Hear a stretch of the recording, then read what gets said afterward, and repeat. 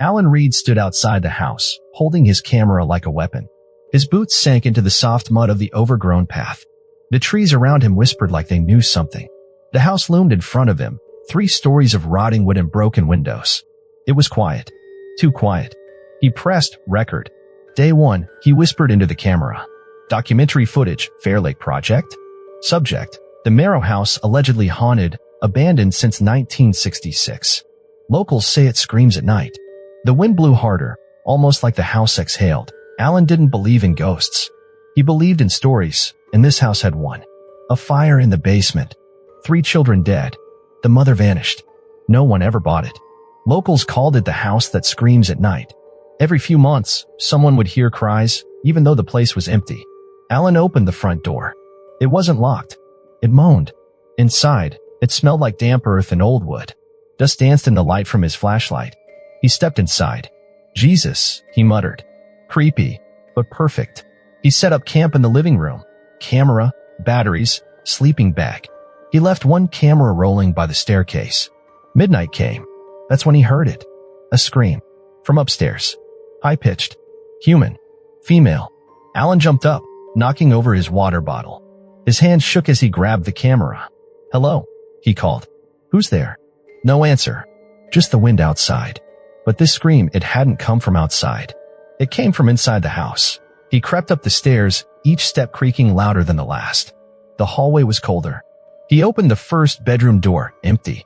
Second, empty. The third wasn't. A little girl stood in the corner. She didn't move. She just stared. Alan gasped. Hey, are you okay? How did you? She vanished. Just disappeared. The next day, Alan drove into town. He met Mr. Granger, the town's historian, sitting outside the library. You spent the night inside Marrow House? Granger asked. Yes. Son, the old man shook his head. No one goes in there. Not anymore. Why not? The house ain't haunted. It's alive. It feeds on pain. It plays with your head, makes you see things, then keeps you. Alan laughed nervously. Come on. It's just a story. Mr. Granger leaned close. You stay one more night, you'll never leave. Back at the house, Alan reviewed his footage. The bedroom camera had recorded nothing. No girl. No scream. Only silence.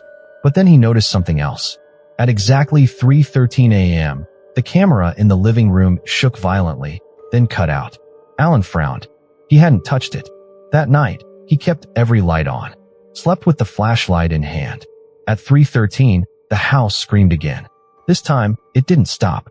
Alan couldn't take it anymore. He grabbed his flashlight and went down to the basement. The stairs were covered in mold. The air was thick and wet. He felt like he was walking into a throat. There was a door at the bottom. It pulsed like it was breathing. He opened it.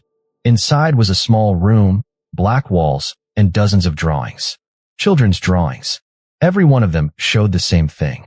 A man with a camera. In the house. Screaming. Suddenly, he felt a cold hand grab his shoulder. He turned. No one.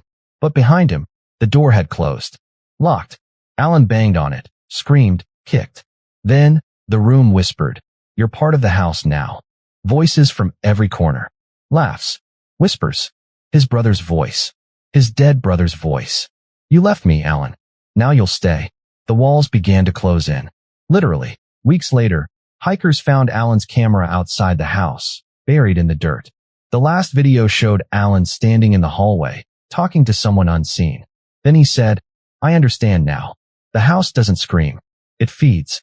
It remembers. It never lets go. The screen went black. The police never found a body. But some nights, if you stand close enough to the house, you'll hear it scream. And if you listen closely, you'll hear Alan's voice screaming too.